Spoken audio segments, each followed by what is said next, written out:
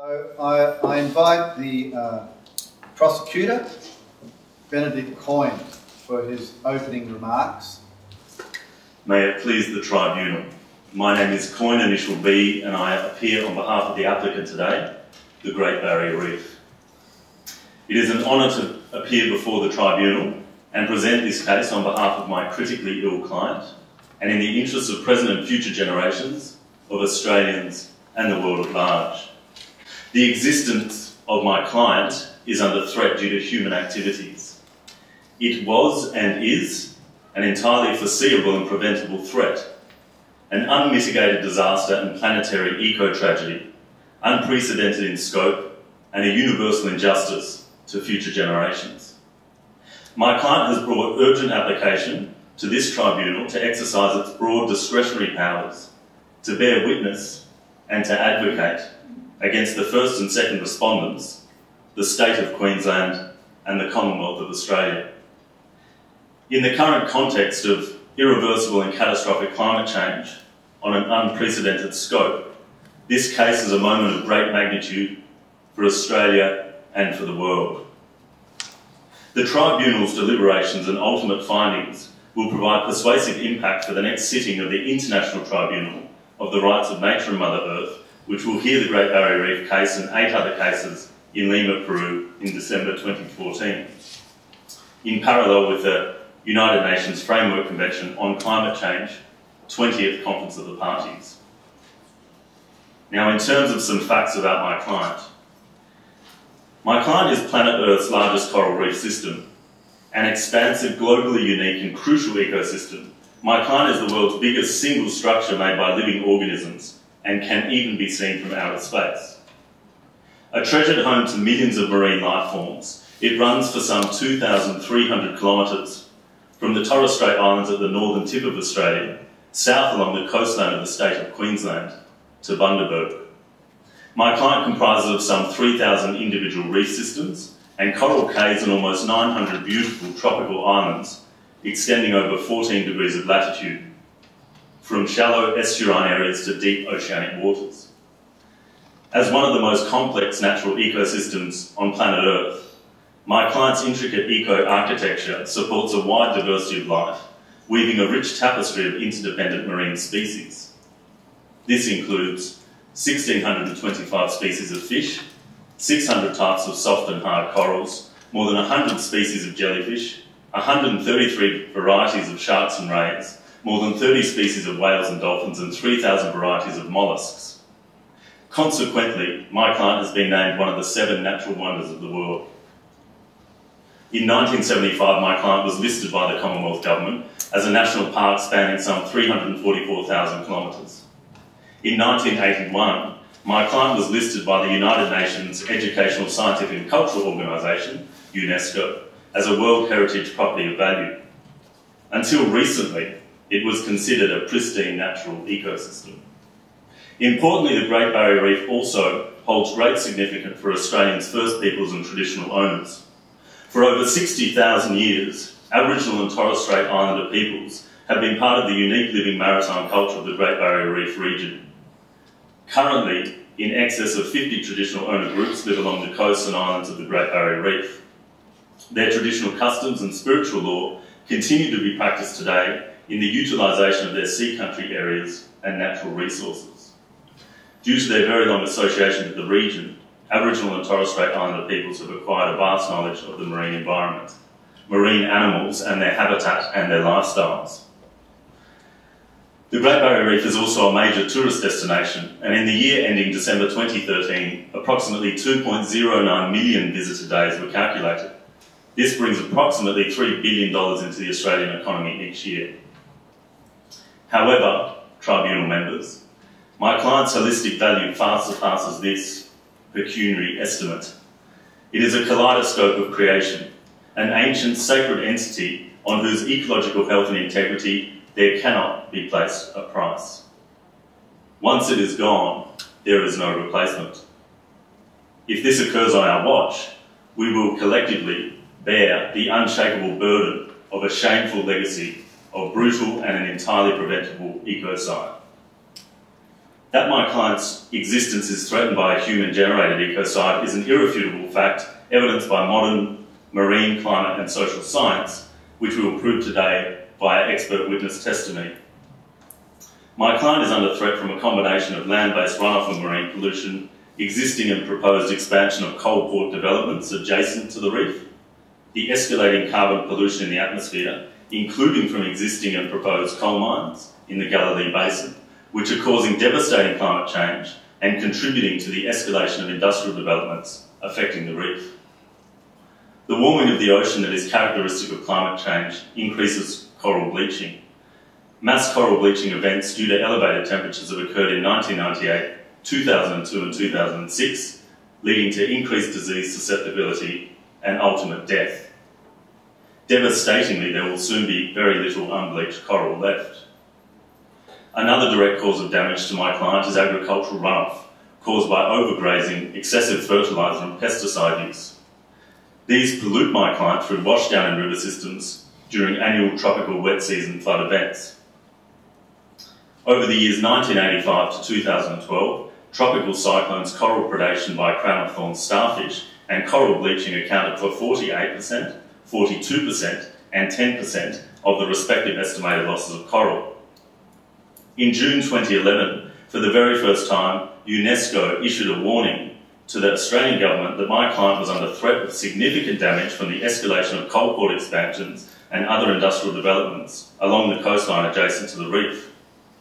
UNESCO warned that if the planned developments continued, my client would have to be named on the World Heritage in Danger list. The latest proposal to dump dredge waste on coastal Ramsar wetlands will also have a catastrophic and irreversible effect. Tribunal members, there are now numerous international legal agreements and multilateral environment agreements adopted by the consensus of the peoples of many nations of the world that place an obligatory onus on states to take positive, proactive and protective environmental action in the interests of present and future generations of human beings and all other species.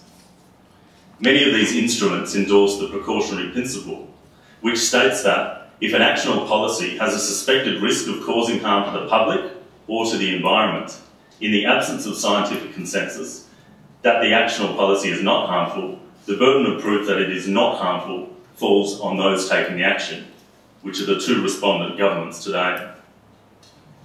The hard and soft international instruments on which your honours may draw include the International Convention on Biological Diversity of 1992, the International Convention Concerning the Protection of World Cultural and Natural Heritage of 1972, the International Convention on Economic, Social and Cultural Rights of 1966, and particularly Article 12.2b, which, quote, requires governments to take necessary steps for the improvement of all aspects of environmental and industrial hygiene. Other relevant international declarations include the UN Declaration on Human Rights, the United Nations Declaration on the Rights of Indigenous People of 2007, the Stockholm Declaration of the Human Environment of 1972, the Vienna Declaration of 1993, and the Earth Charter of 2000. Now, the chief international instrument relevant to your honours consideration deliberations is the 2010 Universal Declaration of the Rights of Mother Earth, created by more than 10,000 members of global civil society in Cochabamba, Bolivia. That declaration states that the earth and all beings for which it is composed have inherent rights. Article 1.6 states that, quote, just as human beings have rights, all other beings also have rights, which are specific to their species or kind and appropriate for their role and function within the communities within which they exist. Article 1.7 states that the rights of each being are limited by the rights of other beings, such as humans, and any conflict between their rights must be resolved in a way that maintains the Earth's integrity, balance and health. Article 2c asserts that the rights of the Earth and its beings, including my client, to regenerate its biocapacity and to continue its vital cycles and processes free from human disruptions. Another instrument that is relevant to your honours considerations today is the UN Declaration on the Rights of Indigenous Peoples, which establishes the overarching global standard and framework for the rights of Indigenous peoples. Australia ratified this instrument in 2009, thereby awakening numerous legally binding obligations to the international community. In proclaiming the Convention and the Declaration, the General Assembly recognised many human and environmental rights of Indigenous peoples. Of particular relevance to the alleged rights violations by the respondents include Article 29.1, which states Indigenous peoples have the right to the conservation and protection of the environment and the productive capacity of their lands or territories and resources. Article 32.3 states that all states shall provide effective mechanisms for just and fair redress for any such activities, and appropriate measures shall be taken to mitigate adverse environmental, economic, social, cultural or spiritual impact. This case will demonstrate that human and corporate activities are facilitated and conducted by the respondents, are disrupting my client's ability to regenerate its biocapacity and to continue its vital cycles and processes. Using expert witness testimony, I will today guide your honours through a compelling kaleidoscope of perspectives to demonstrate that the respondent Queensland and Australian governments have committed and facilitated the severe and brutal violation of my client's inherent rights as provided by the various declarations and conventions. More specifically, I will argue that the respondents must be held accountable for allowing the volume of industrial development that is now occurring on the Queensland coast and threatening my client. They must also be held accountable for failing to implement legislative and constitutional reforms that recognise the inherent rights of nature, including failing to ratify and push through the General Assembly the Declaration on the Rights of Mother Earth. There are numerous violations of numerous articles of the UN Declaration on the Rights of Indigenous People that have been violated by the respondents' conduct, as the expert witness testimony will demonstrate.